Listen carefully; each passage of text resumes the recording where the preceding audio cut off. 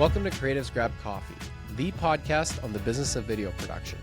Creatives Grab Coffee is hosted by Dario Nuri and Kirill Lazarov from Lapse Productions. Our goal is to share knowledge and experiences from video production professionals around the world. Whether you're a freelancer looking to start your own business or a seasoned business owner aiming to scale your company, this is the show for you. Join us as we develop a community of like-minded creatives looking to learn and help each other grow. Welcome to the business of video production. Welcome to Creatives Grab Coffee. Before we get started with the show, let's go over today's sponsors. Do you have a shoot in Toronto?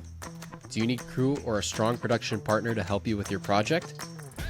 Lapse Productions is one of the top production companies in Toronto and your go-to video partner. With our strong creative skills and extensive network, we can help you achieve your goal. Lapse Productions is able to offer you production services, white label services, or finder fees for project handoffs. Reach out to us on our website at lapseproductions.com to learn more. My name is Miran. Welcome to Canada Film Equipment. We are a boutique rental house based in Toronto. We are here to help you guys out with all production sizes. Feel free to contact us to get a quote if you are a production house and you're looking for lighting, camera packages, or lighting and grid fan packages. You can see our contact information in the link below. We are more than happy to help you guys out. Make sure you follow and subscribe to creativesgrabcoffee.com. Thank you.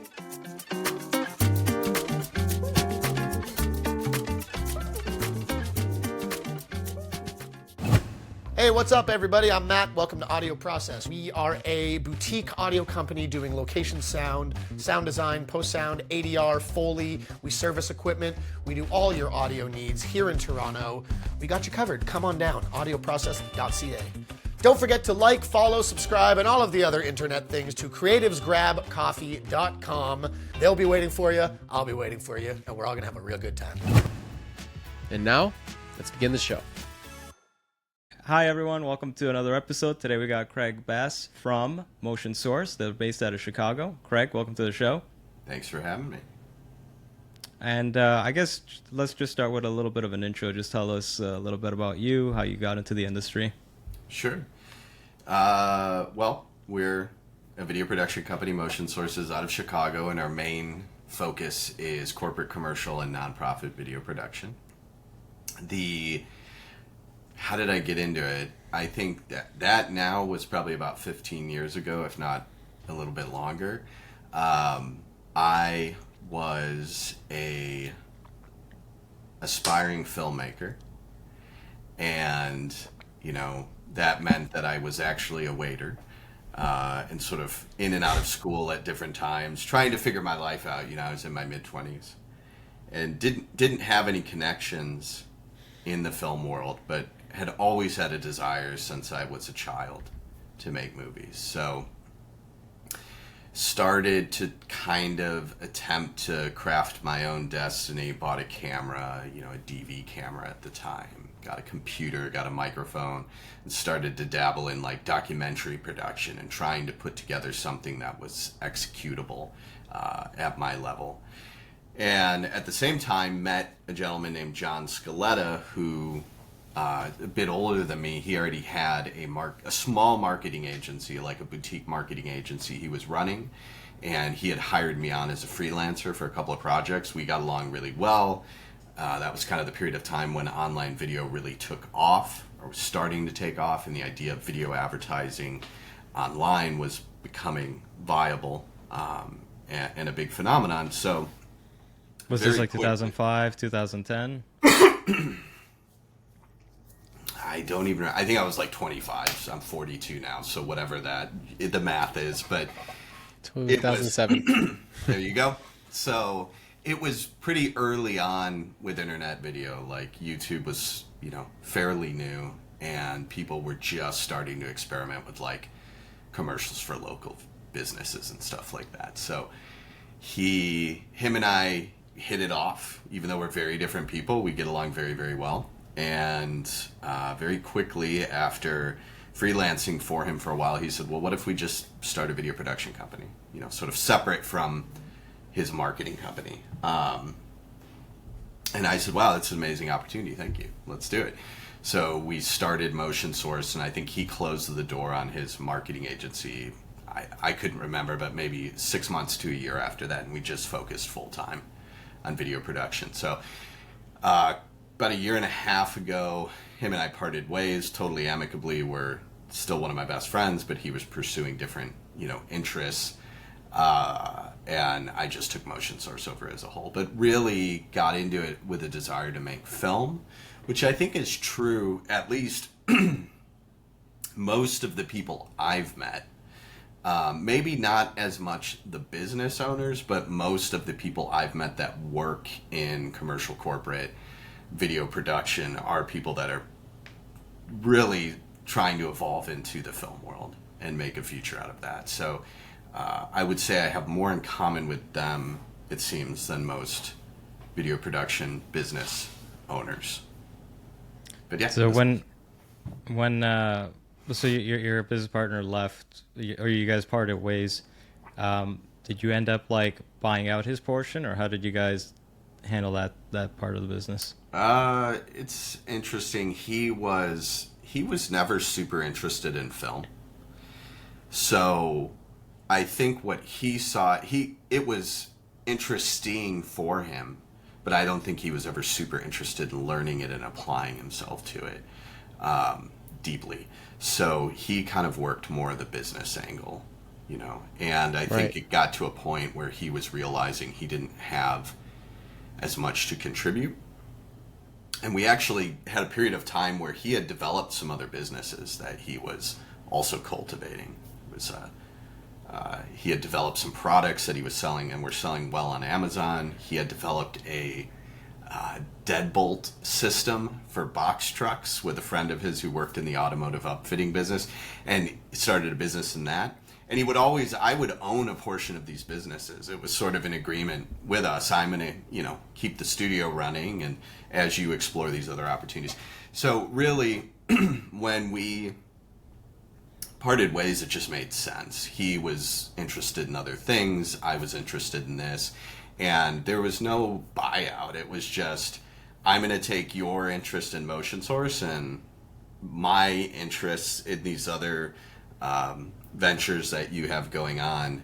You're going to take that over. And it was very simple. Like, I was the best man in his wedding. Like, he's one of my best friends. So it's always difficult. Yeah, I used to have a business partner and we parted ways. And generally that feels very negative, but there's nobody else I would have wanted to have as a partner. We never had any issues of trust. I love the guy to death. And I can't even imagine partnering with anybody else at this point. So it was all good. So you guys handling more like the business side before, right? Initially, yeah. But I think I learned a lot out of necessity. I didn't have any interest in business, an interest in making things and being creative and telling stories. And but as I co-owned a business and started to get more involved in that aspect of things, I learned a lot more about business. I don't know that he ever learned much more about films. Well, he was a serial entrepreneur, from what it sounded like. He had an interest in exploring different types of ventures, and what he loved more was the different kinds of businesses that he could probably be involved in, and how that would translate into making money potentially down the road, right? Whereas you are more so focused on the craft and the film, based on what you're mentioning, right? So, like, it's interesting because, like, a lot of the time when business partnerships do end, that's why Dario was asking, like, how did that whole process go? Usually it involves some kind of buyout or an exchange. And even though there wasn't exactly a monetary buyout on your end, like you said, you basically sold your interests in his other businesses and he sold his interest in this business to you. So in a way, that was kind of like the amicable way to go about it. Yeah, it was just, and honestly, I kind of felt like I got the better end of the deal. I always felt a little guilty, like, are you sure? So it was perfect. We're still great friends. We have an office and a studio connected, and the top floor of our offices he still inhabits, and that's his office that he works out of. So we see each other all the time, and we're great friends. And I'm very grateful for that. John is very grateful to John to be such a wonderful friend, a wonderful partner, and without him, I certainly wouldn't be where I am today. You mentioned that this happened like about a year and a half ago, where you guys Yeah. amicably split. What has that process been like for you, kind of taking over more of the business responsibilities and coupling that with the rest of the business as well since then? What has that journey been like? It hasn't been dramatically different because, like I said, I think I was learning more about business, and I was taking a much stronger role in running the business. That was happening organically over time. So really, we had gotten to a point where he was almost a silent partner. He was working on these other things that I had an interest in. I was working on this that he had an interest in. So by the time we parted ways, it was very smooth. You know what I mean? It was so organic. It just became kind of in title that it happened. And I think the other part of it too, what the straw that really broke the camel's back, I'm a filmmaker. That's a massive interest of mine. And I started a company probably about 2 years ago called Year of the Phoenix Productions. And really what that is it's just a home for the creative work that I'm doing. So we've been working on a feature documentary, getting ready to hopefully be shooting another feature this year that's fictional, shorts, things like that. And this is an important piece, I think. Like, I'm not going to release that stuff under Motion Source because that's not the market, right? The Motion Source market has nothing to do with those creative projects. So it was creating another banner under which to generate that content and rally people together to create creative work.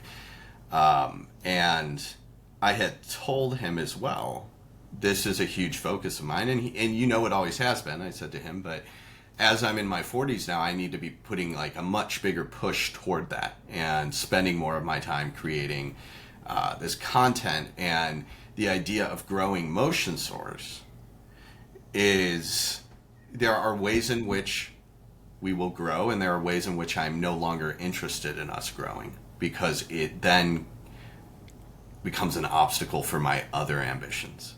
So can you elaborate a bit on that? Like, how much do you not want to grow in it then? I think there was a time at which it was like, take as many jobs as you can get, kind of grow the name as much as possible, continue to grow the staff. I think we all know for a video production company, how big is the typical actual employee staff? 3 people, 2 people, 4 people? It's like, yeah, under 10 for sure. 5 is usually the average. Yeah. So I think at our biggest, we're at 8 or 9 full time.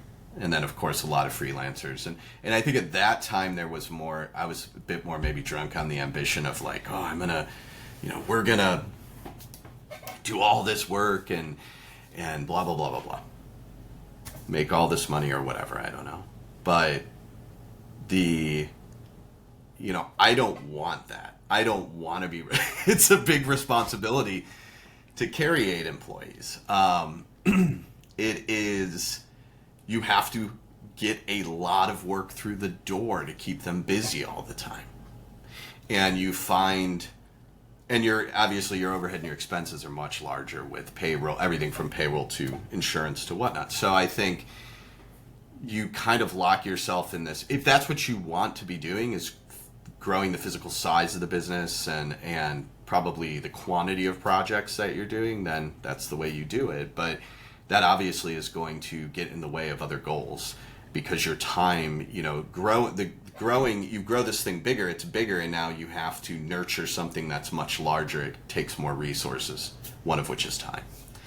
So ways in which we are interested in growing are things like moving into certain markets that maybe we're not currently in, or deepening our relationship in markets that we already have a big presence.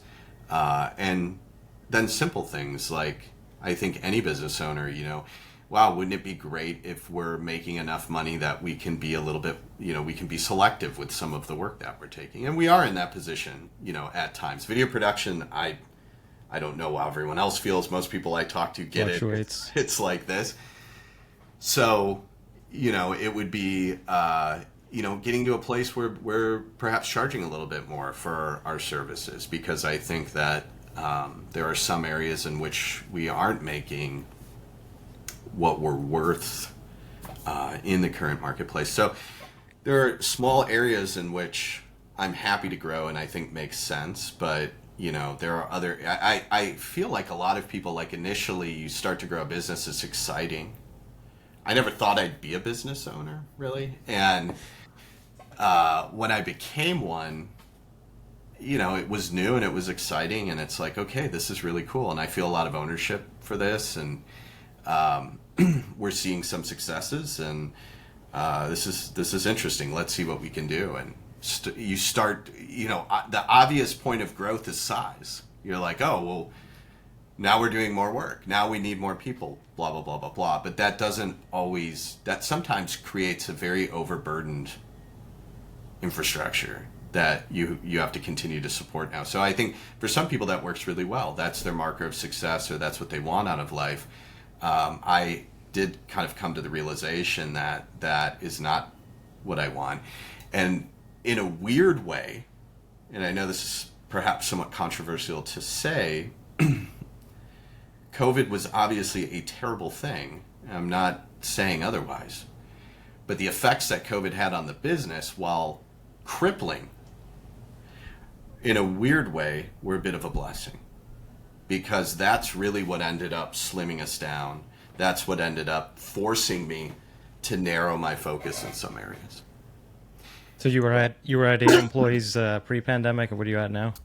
Something like 7, 8, 9, somewhere in there. I'd have to sit down and count it. Now, 3. Oh, okay. That's pretty drastic. Yeah, 3, and I do have someone else here every day, but he is an independent contractor. And he fluctuates between Year of the Phoenix and Motion Source, sort of doing tasks for each. And then we obviously, I think the audience for this is video production companies, right? So yeah. People understand how it works. I mean, you have your freelancers, and I generally work with the same people endlessly. Like, they are a part of the Motion Source team, but they're not working every day. Yeah, because you can't be like keeping them as busy to the point where you can justify bringing them on as full-time employees, right? Yeah. Yeah, we used to have to do the shooter-editor combo. So, if they were going to be on full-time, they'd have to have production abilities and post abilities. We're shooting, how many days a week are we shooting?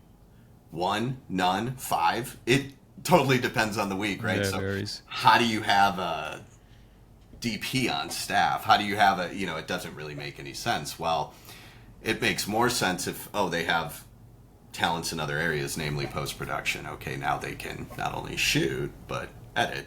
I do find, though, that generally, and I'm a cross-trained person, but generally with cross-trained individuals, it's a trade-off, because the depth of talent in any one area isn't as great as somebody whose sole focus is that area.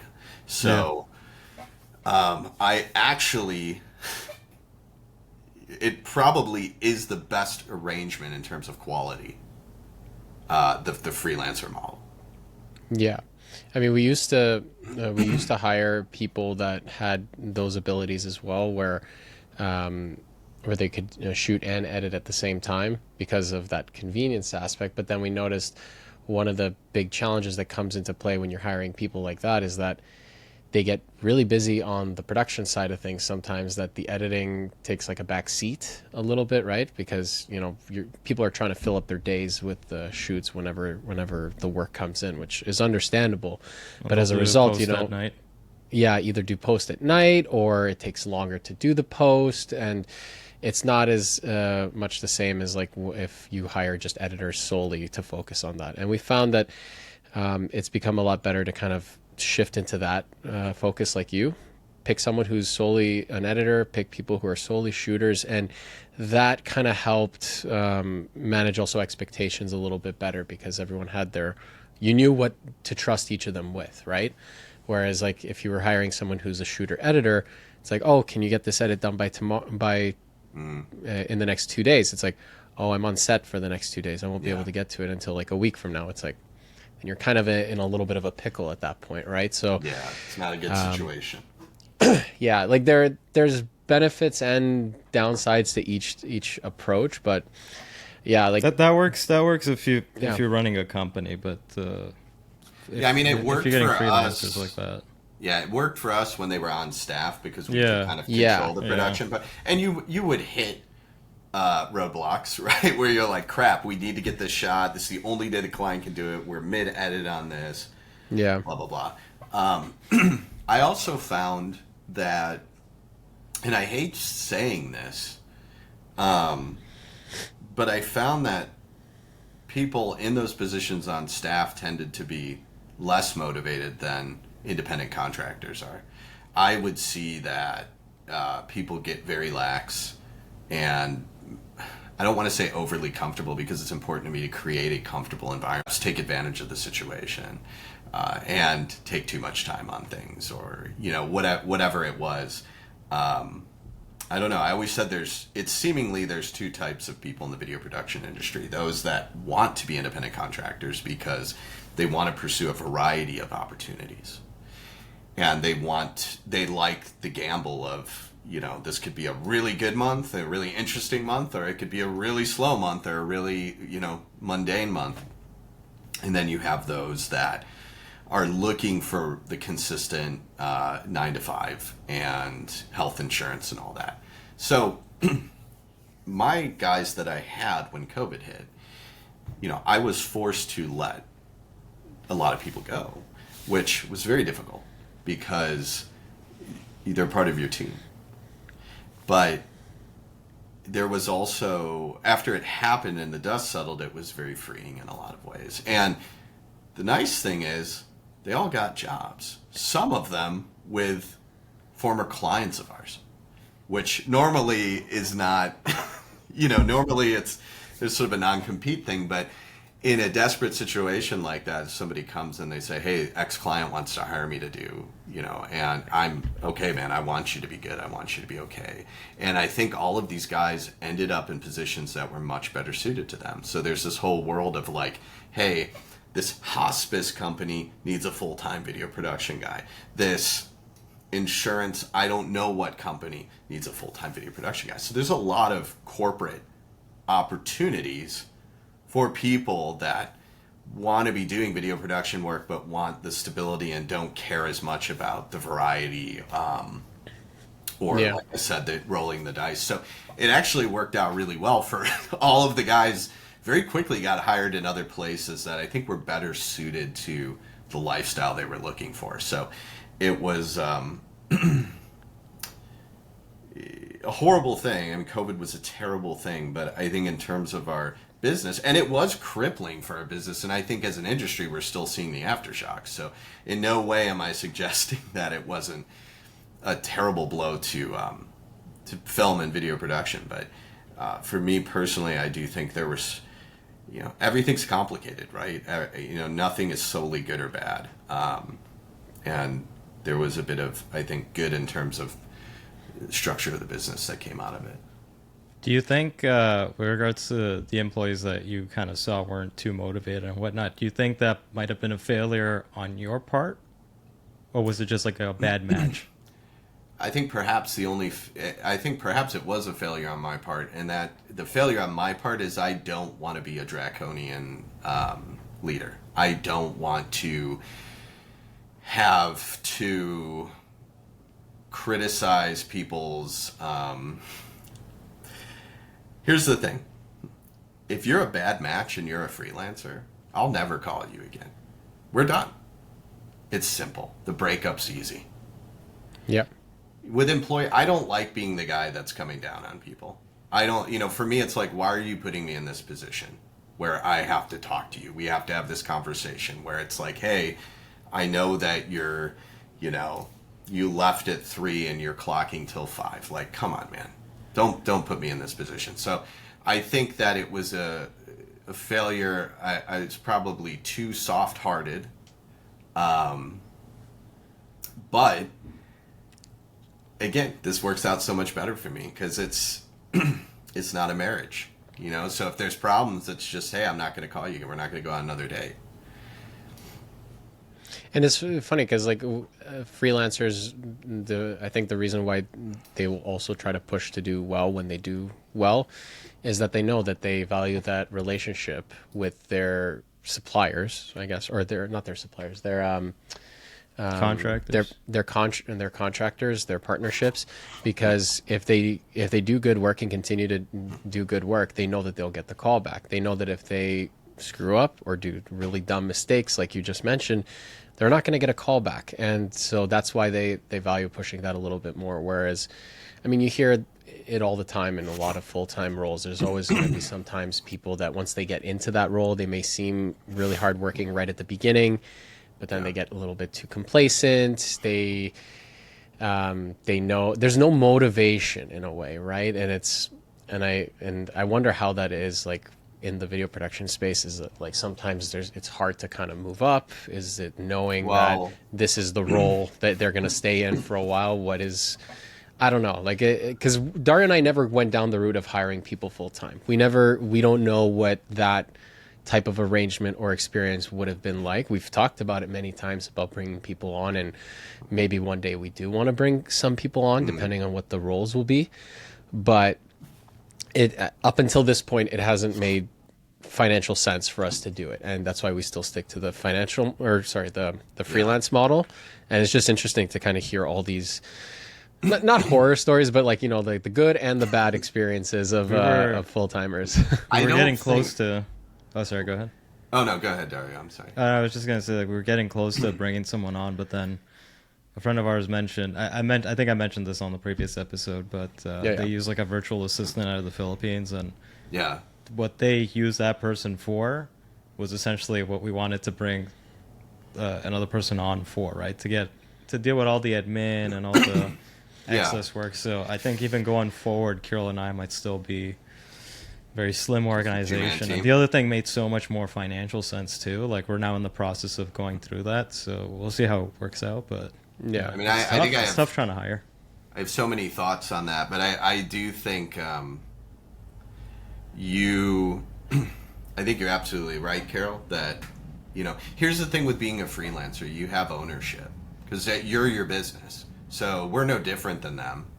You know, it's just we have 3 employees, they have 1. When you work for somebody else, you're working for somebody else, and your sense of ownership is going to be less. And I think that it's not unique to our industry. Oh, these people aren't working as hard as I want them to be working, or I think they should be.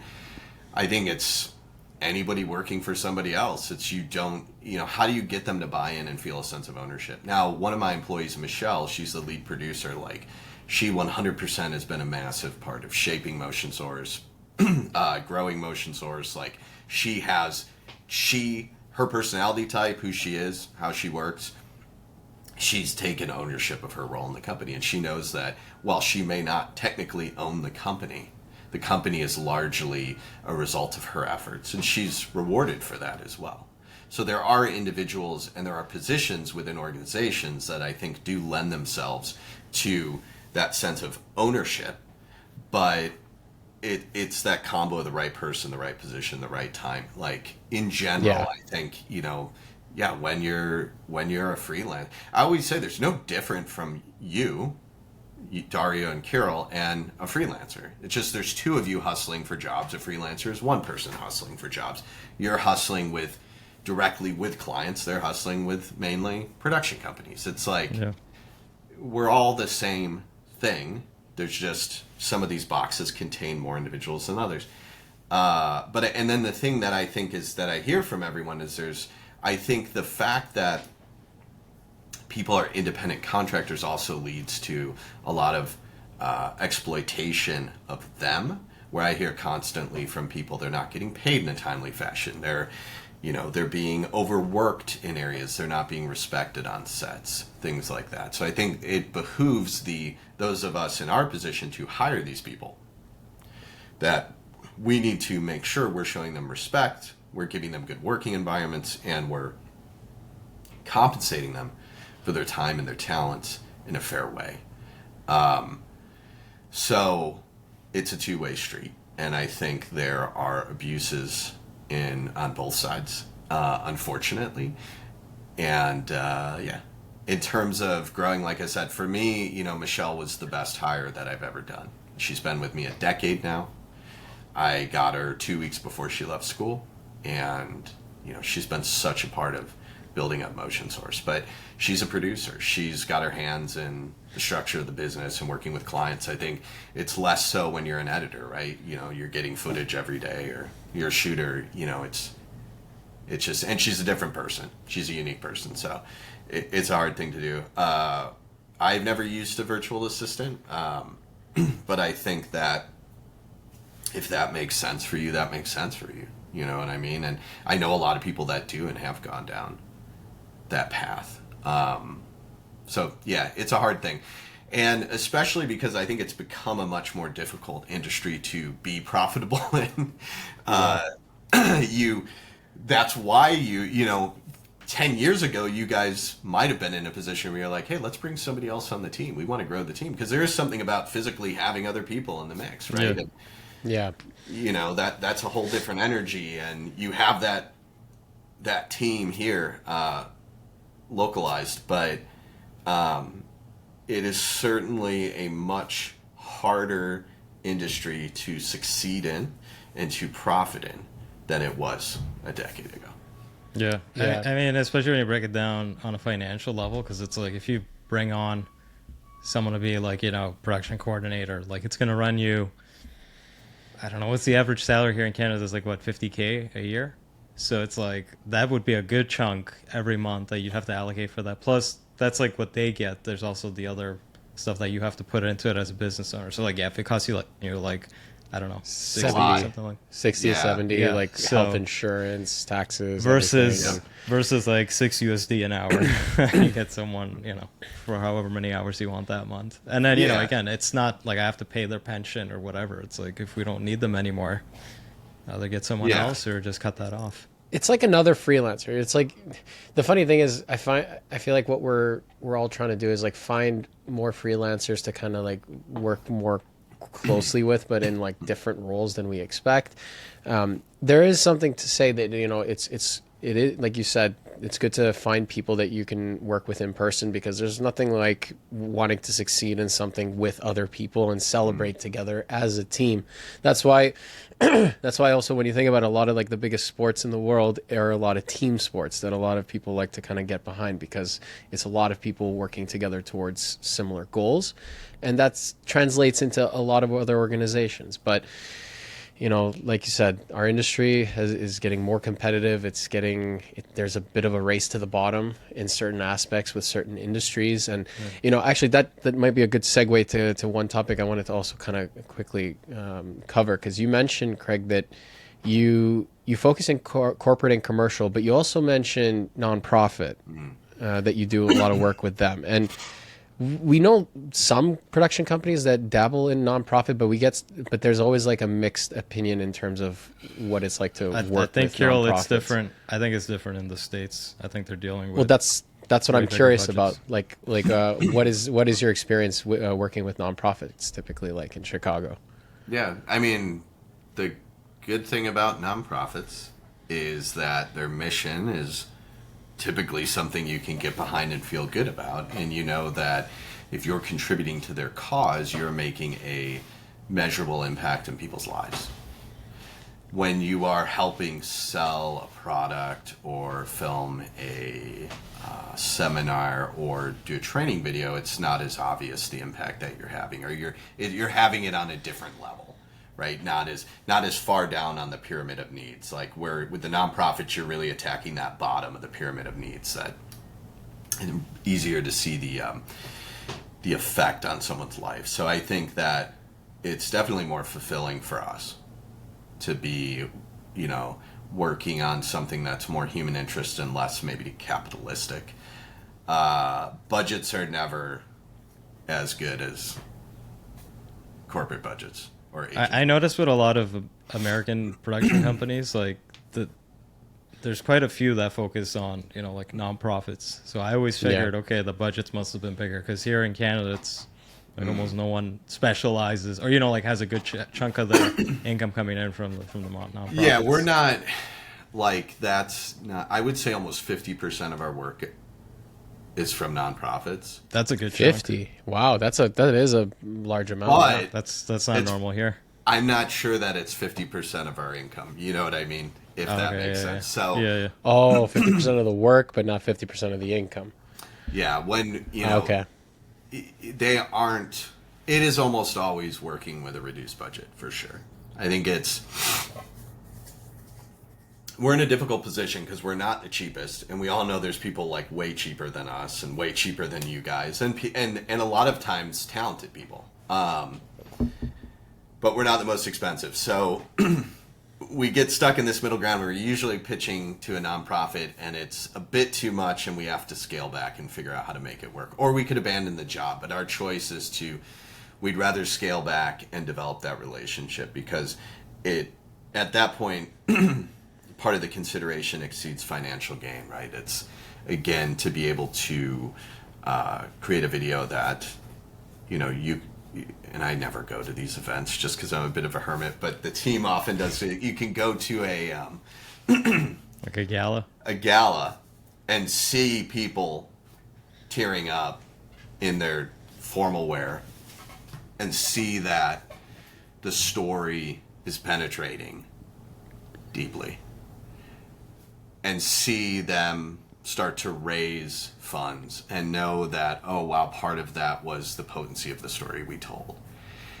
And that now, whatever that case is, whether it's ALS, whether it's, impoverished, scholarship funds or whatever, it's like to know you're having an impact. You've played a part in this impact being made on a fundamental level of people's lives and happiness and futures is, I think, to us much more enriching than a commercial for. I gotta be careful here because I don't want to say anything that's an actual job I've done.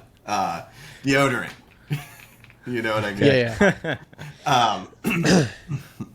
So I think that the other stuff, like the corporate commercial stuff, is. We have a lot of great relationships with companies and individuals and stuff. It's a lot of fun getting the teams together. A lot of times you get to face technical challenges, which is always somebody who's interested in the technical side of filmmaking or even the theory side, coming up with solutions to problems and trying to distill a client's message into a very short period of time. These can be fulfilling problem-solving activities. But when we're talking about a quality of life, an impact on quality of life, I think for us, we've found that professionally, the nonprofit work has been more fulfilling. So we've put a lot of focus into it. It's a hard place for us to be because they're not the big budgets. There are there's big nonprofits across the globe that have a lot of money.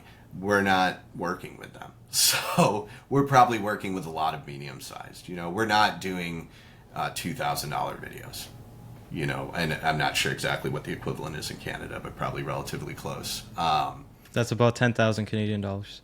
I'm just joking. I was like, wow, having a Little currency joke. I'm moving to Canada, man.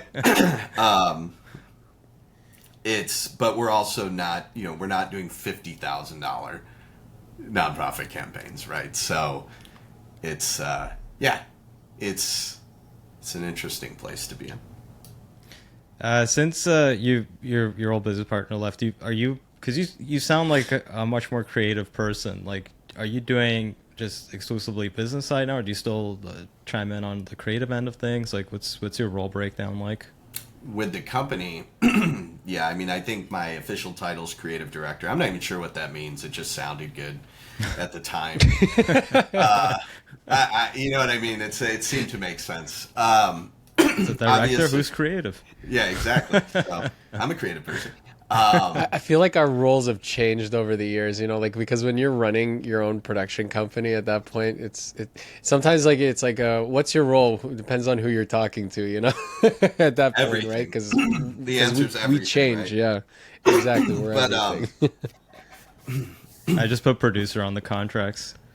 That makes all, sense. I could put that It's too. kinda- I am a director, so I think that even though obviously that means a different thing than a director, I think that resonated with me more, because I would say I'm fundamentally a director. But Can you imagine if we're like those people that, those filmmakers where they do written, directed, and produced by blank? We should do the same. It's like Props CEO, done by, CFO, music producer, done director. by, oh, for us, funded by. Funded by. yeah. It's like literally every role, it's just one name, the same One name name. listed. Yeah, that was the reality of a lot of my creative work throughout my career, but apart it's from true. the business. But yeah, I don't know that I'm more creative now. What was the question? I'm sorry. Maybe I've. I was just wondering because like you like everything you say sounds like you're very like what part of the brain is the creative side? Left? I think left it's side? the right. Right, whichever side Right. it is. Like you Seems sound like a it should very be left. well, whatever side it is. Like you sound like you're a very creative person, but then like you're having to like run the whole operation now, right? So it's Sure. kind of hard to juggle both. I was just wondering how you. Yeah, handle but that. also I don't want to. So I brought up Michelle earlier. She's a big part of running things. We have Lydia, who's another one of our employees, who's kind of plays a renaissance role, sort of like associate producer, bookkeeper, designer, and she's got her eye on all the financials and stuff. So certainly don't want to give the impression that like I'm on my own now taking care of all of these issues. I do have a team that supports me in that. So. And you said it was a natural progression too. It wasn't like you just all of a sudden took over an entire business arm of the business and then just had to figure it out. It's like it was a natural progression, like you mentioned. You had Right. already kind of built those relationships. You were already kind of doing the role as your business partner was basically like a silent partner, as you mentioned. So Yeah. I guess it wasn't that big of a switch at that point. No, I think if anything, it was just I never really had my eye as much on things like insurance and taxes, and that was an area he already had experience. I had zero interest, and I trusted him. And now that we're not partners anymore, I was right too. Everything was always above board and fair. He's a great guy. So a little bit more time spending educating myself on some of those, I think, core sort of probably business issues that I never had any inclination to learn. But I think there's certain things you have to do that you don't want to do, right? And if you're doing them in the service of something that's meaningful to you, those tasks aren't very painful because you know They're that- worth it. Yeah, they're worth it. They're worth it. So that certainly helps. But yeah, creativity, like my goal is to return to a state of like when we were all 8 years old, hanging out, just right, making movies or drawing comics or like free creativity, just being a creative animal and not thinking about or having to think about things like taxes and insurance and all that. That is, of course, an impossibility. But I think the more moments in my life that I can cultivate that sort of a spirit, the happier I am. It's called adulting. We have to adult. We can't escape that, I refuse. How has it been in terms of like the creative arm and now the business arm? Basically, what was it, the Year of the Phoenix Productions and Motion Source? Because you said now that you handle a lot of your creative endeavors through that other name. Does your team help you with that, or do you kind of keep it?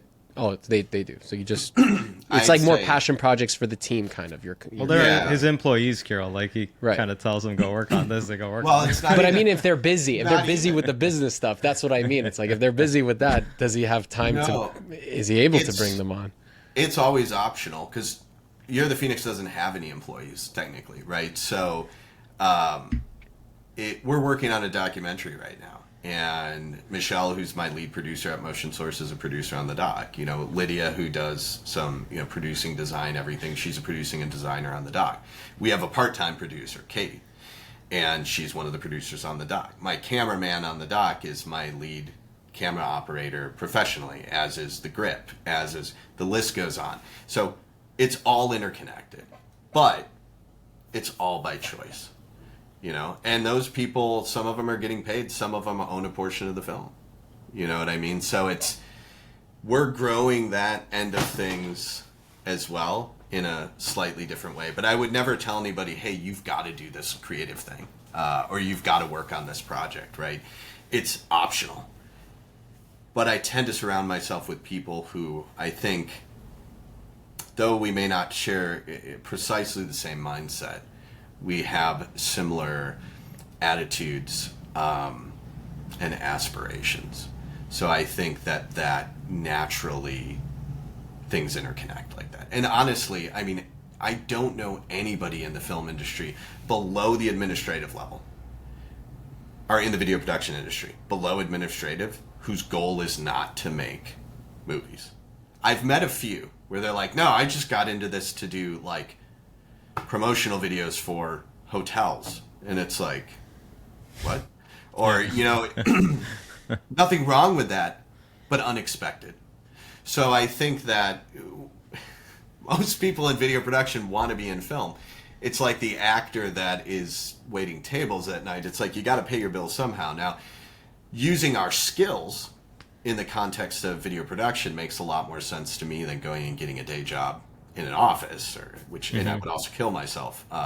Well, God forbid for me, that just, the lack of variety and the lack of being around things that are of value to me, and God forbid that I ever have to, you know, not be in a position like this. But no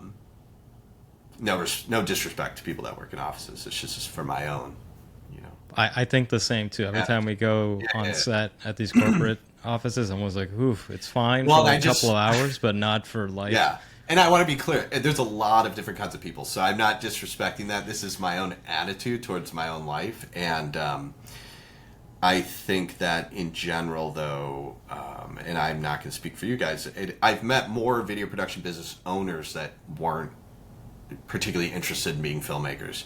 But again, anybody who was more engaged in the craft was sort of in that freelance position as a shooter, an editor, a cinematographer, a gaffer, whatever. All those people, I think, want to do film. So when I was like, hey, I want to put more of a focus into what has always been my true life ambition, I think it resonated with a lot of other people's that were already in my orbit. So it works out really well. I've noticed an interesting trend with a lot of the last guests that have been coming on, and I don't know if it's an age thing where after you hit 40, you're like, okay, time to fire up the passion for making movies, because we all get into this because we love movies and everything, and then we get into it, and then if you get to the point where you got your own company, you're just too focused on growing the business, right? Making films kind of becomes like, it goes to the back of your mind. Yeah, it goes to the back of your mind. Yeah. I don't know if it's like you get to a certain age where it comes back up and you're like, okay, I've done everything I needed to with this company. Now I want to kind of go back to the reason why I got into this in the first place. I think it was always there for me, but it was partially what you were saying. So the business, it's like it's snowballing, and you got to tend to it, right, for a number of reasons, and that's taking up a lot of your focus. Now, I never stepped away. I continued to make short films. I've done like 35, 40 music videos, fashion films, like short all sorts of content. But I want to make feature films, because that's long-form storytelling. That's of greater interest to me and where I want to be. So I don't know if it was age. I think we convince ourselves, too, that perhaps like, oh, this is the closest to that I'm going to get. Right? I'm not going to be the next Darren Aronofsky or whatever.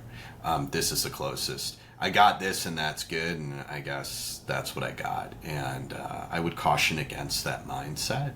I think you should continue to cultivate your passion. Nothing is more important. And the only thing more important than your passion, and arguably it's not, is putting food on the table. But if you're putting food on the table and you're miserable, it's.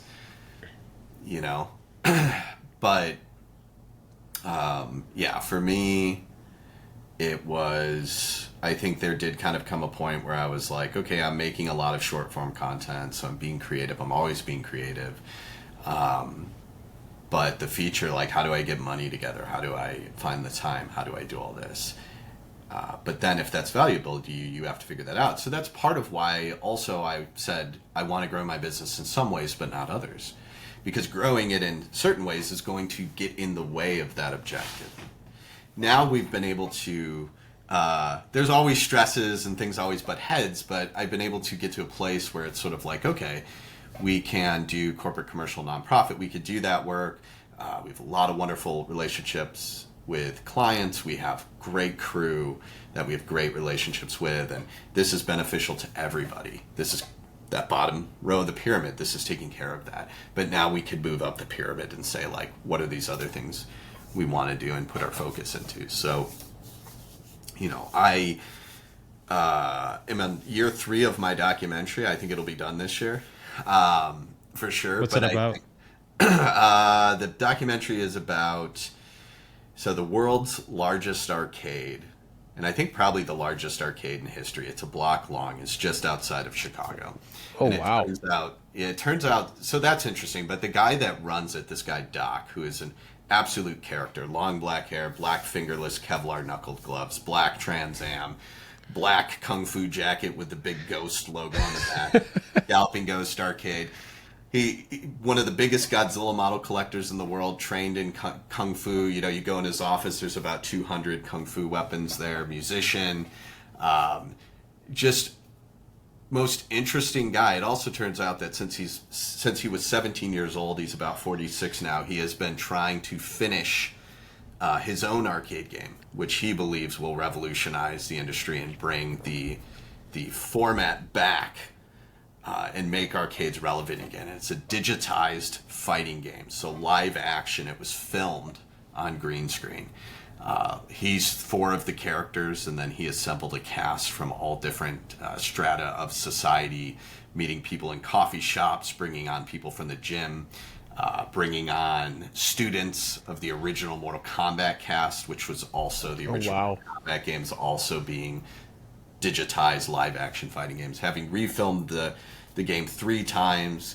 This great, you know, life's ambition, and after 28 years now, it's still not finished. But he's created this empire and is known in that area. Retro gaming and video games and stuff is known over the world. I mean, the creator of Pac-Man flew out just to see the arcade. So Oh, wow. when I heard this story, and then I met Doc, and he's a super interesting guy, very sweet person, and just very interesting guy. It was like, what's the story? And starting to tell the story and everything, it relates a lot to what we're talking about now, which is like, there's something you love and you're passionate about, and you never, like, he had the courage to never give up on that. And when you see the film, which will hopefully be done this year, you will see that there were times when dude's, you know, he's got 40 credit cards. It piled up bills just trying to, you know, he's never had a job. Like, when he was younger, he worked in a video game store. You know, between like 17 and now, he never worked for anybody else. He did his own thing. How do you get 40 credit cards? It may not be 40, but we're talking. The U.S. are willing to give you credit cards. Though. Yeah. They Like, mail Jesus. them to you. That's how crazy it is. This is probably also like 2000 or 1999 or something. He said they literally, people would just mail card opportunities to you. So he literally. See, I told you. Yeah. Wow. He literally How times got have changed. He got a piece of mail once to his dog. And it was a credit card offer to his dog, and he's like, okay, filled it out, sent it in. His dog had a credit card. So he was, you know, Bro, financing. America is wild, man. Well, yeah, this is The the dog has a past. credit card. It is wild, but this is the past. So, It's the credit score for the dog. and I 800. I could send you guys. We did a Kickstarter a little over a year ago. We ran a Kickstarter, so we had to cut a trailer. I mean, obviously the film's not done, but we had to cut a trailer with the material we had. I can send that to you guys if you want to check it out. But that's that's that film. But it's what I'm getting at is, like, I want to be a guy that's making a movie a year, regardless of anything else. You know what I mean? And Just that for might- yourself, like as a passion project, or for like, you know? as a filmmaker. It's part of the global filmmaking community, making at least a movie a year. So I'm writing. So you want to do like now. a career shift, basically from. Yeah, I mean, I'm happy doing both. Look at the reality of it. Like many directors, certainly many DPs and people, they're not just making movies. You know, it's like, I'm just gonna randomly pick someone. I don't know if this is true, but like Matthew Lee Boutique, who shoots all of Aronofsky's films and stuff. It's like he's probably also shooting commercials and other things. You know what I mean? They're the career extent. So almost at every level, like unless you're the big dogs, you know, unless you're what Wes Anderson, Chris Nolan, like people that are making a, you know, in a day what you and I will make in a year, and they're the big names. It's like these people, most independent filmmakers are exactly like us. You know, there's guys making movies that are out there in the indie scene that they're just, what are they doing during the day? Well, they're doing a corporate video, or they're doing a nonprofit video, or they're doing whatever.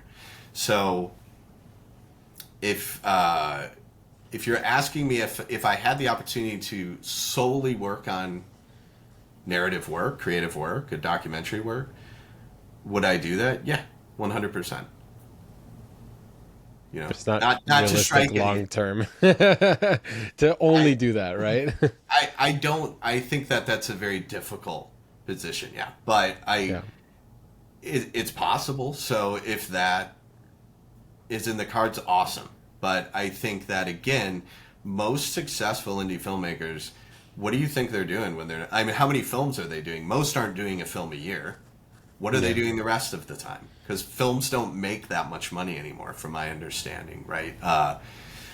So we're all in the same position. So I do think kind of at this point, the only thing holding anyone back from their filmmaking career is them. I'm writing a feature now that I have scripted in such a way that it will be relatively affordable. It will require a very small crew. I can do a lot of the work myself. Those are the choices you have to make. Do I want to do that and tell that story, or do I want to wait 10 years until I've, you know, maybe gotten enough money together or found investors that'll give me $4 million to do my sci-fi Reservoir Dog or whatever, you know? So I think it's the burden's on you as an artist. Like, you make it happen. Who can? Oh, I need $4 million. No, you don't. Go make a movie for 10 grand.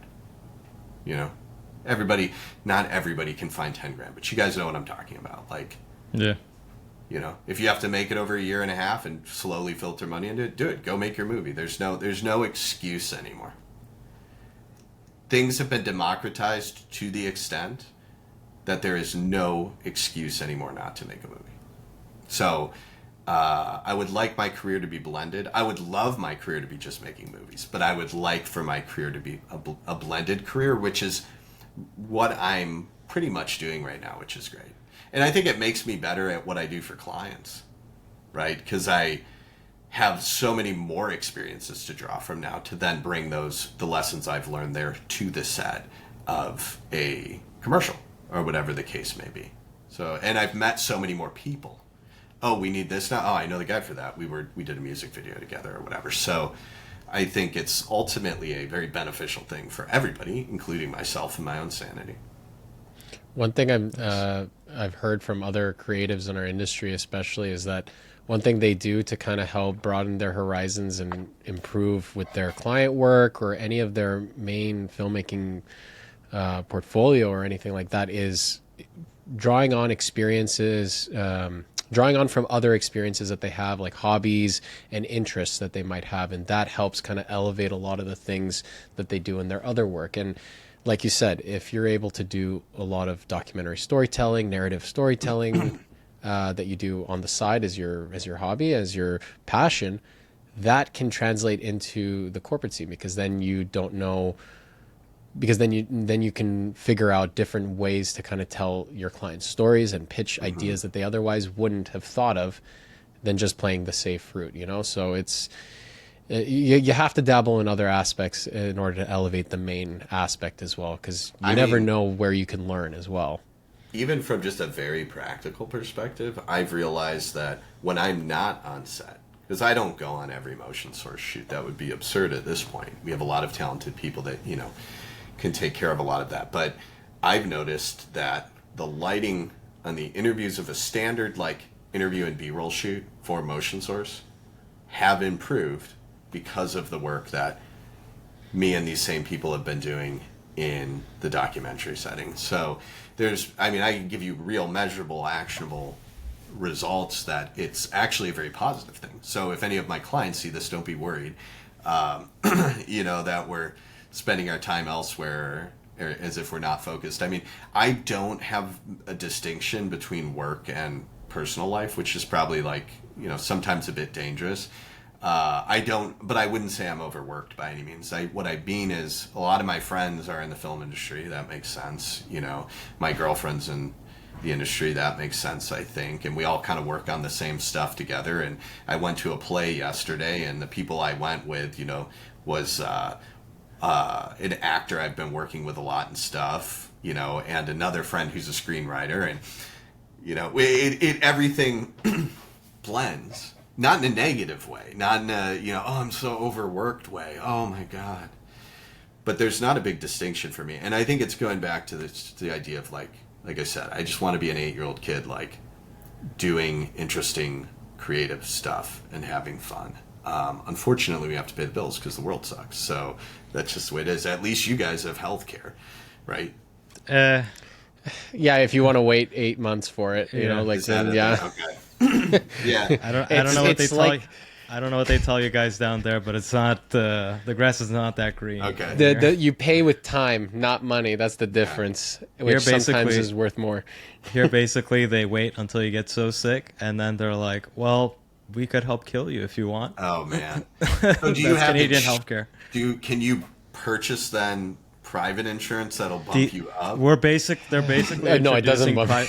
They're basically introducing private healthcare now because our free healthcare is so bad that people are just dying, and they're like, "Well, why fly over? We might as well introduce it here."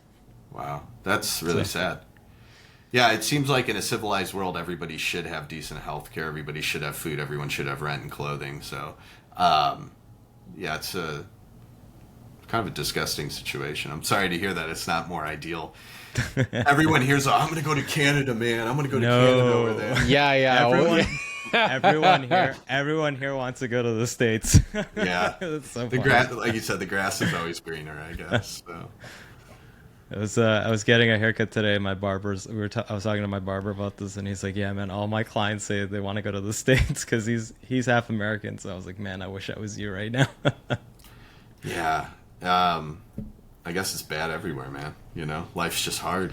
Yeah. Pick your poison wherever you are, essentially, right? It's like you might have a little bit of this, but not this. It's like in video production when you're selling to clients. You want it good, fast, or cheap. You can only pick two. It's the same thing. It's Good true. economy, good healthcare, and low cost of living. Pick two of the three. Yeah. It should be a thing, though. I think as a species, we need to reach that. Well, someone's got to do it, but the question is who. Yeah. Where's the money going to come from? That's always the key question. That's the sad thing. Yeah, is like, how is the money going to go for it? But I mean, money's an illusion anyway, man. Right? It's just we said, hey, this piece of paper is worth X for no reason. It doesn't actually relate to anything in reality. So, just make a better world. I don't know. Just go make movies. Give everybody health care. It should be simple. In the perfect world, yeah. Well, on that optimistic note, I think this is a good point to kind of end the podcast. Before we do wrap up, how did you come up with the name Motion Source for the business? So my business partner John, that I had started with, him and I were trying to brainstorm on a name, and not coming up with anything that. He would come up with things I didn't like him. I would come up with things he didn't like him. He had at one time, you called him a serial entrepreneur. He had at one time had a slide imaging business in Chicago. So back in the day when people would make presentations with slides in a slide projector, his business would manufacture those slides for people. And it was called Image Source. And I said, screw it, kind of in honor of that, let's call it Motion Source. It's an evolution because you were the source of images, we're the source of motion. And it felt like, I certainly don't regret the name. I feel it's kind of generic, but it felt, I guess, safe, for like, it felt it works. PG. It felt PG. It works. You know what I mean? So Yeah, it was just, if anything, it was just sort of a compromise, but also I think for me a little bit of like an homage to the origins of my partner at the time, and kind of maybe honoring him a little bit. It sounds good as a name. I like it. Oh, and it's thank very you. applicable. It's very applicable to the business as well. It's not easy to find a good name that also sticks and also works and also is memorable and also you get the .com for. So that's the ultimate one. Couldn't. There was no, so Getty Oh, no? Images. No, we have it now. But I think it was you have it now. I Okay. think it was maybe it wasn't Getty Images. I think that would be crazy, but somebody else had it, and then it went up for sale probably 6-7 years into our tenure, and we had motionsource.net. So motionsource.com came up, and I think it was like $3,000, and we're like, Oh, that's not bad. but at the time we were like a newer company, and you're like, Yeah. man, you're like, yeah, you got to do it. You got to have the .com. I'm amazed. I'm amazed you guys went with that name, not having the .com. That's kind of Yeah. crazy. Because Yeah. .net is like, it's sketchy. Like, who uses .net? I agree with you. I think then would have been, again, like 15 years ago now, maybe the internet was a slightly different place, and it was like, oh, there's these other dot whatevers, and maybe they hadn't developed the reputation they have now. It's like .tv, right? Like who a lot of I feel like I see companies that do .tv, and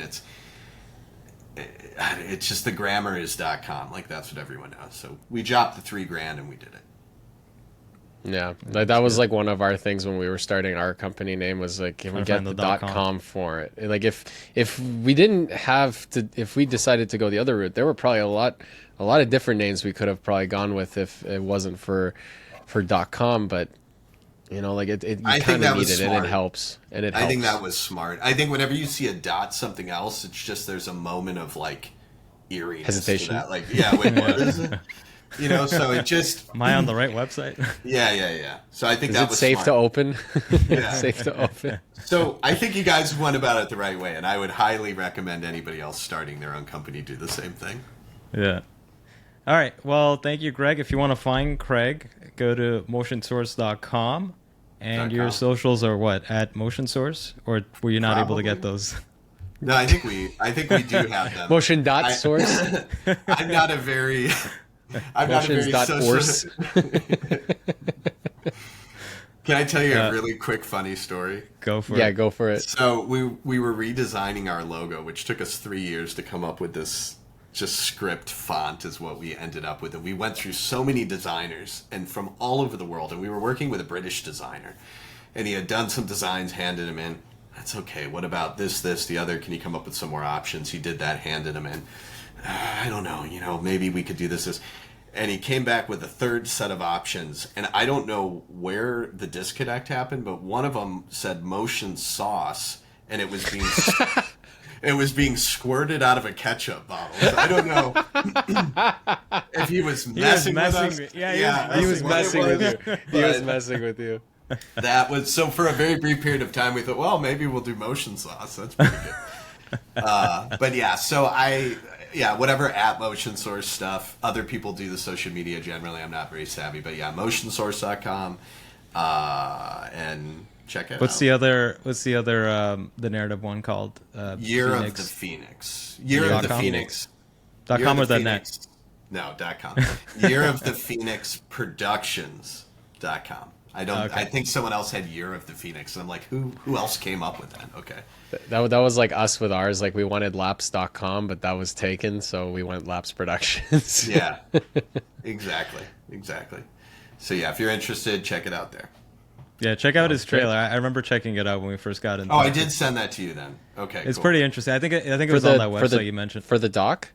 Yeah. Yeah. It's pretty interesting. The guy is. I want to the see main it. I want to character see is it. He's quite a character. That's good to hear. Yeah. Well, anyways, thank you again, Craig, and see you next time. Thank you, guys. Thanks for listening to this episode of Creatives Grab Coffee. Please make sure to follow and engage with us on Instagram, TikTok, LinkedIn, YouTube, and your favorite podcast app.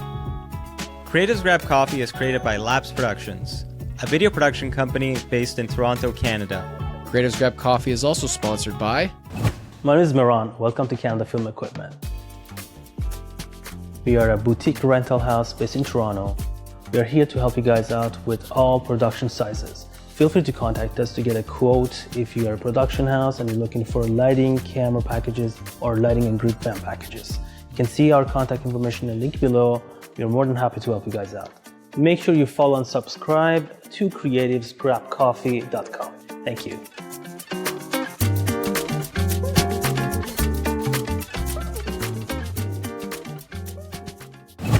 Hey, what's up, everybody? I'm Matt. Welcome to Audio Process. We are a boutique audio company doing location sound, sound design, post-sound, ADR, Foley. We service equipment. We do all your audio needs here in Toronto. We got you covered. Come on down, audioprocess.ca.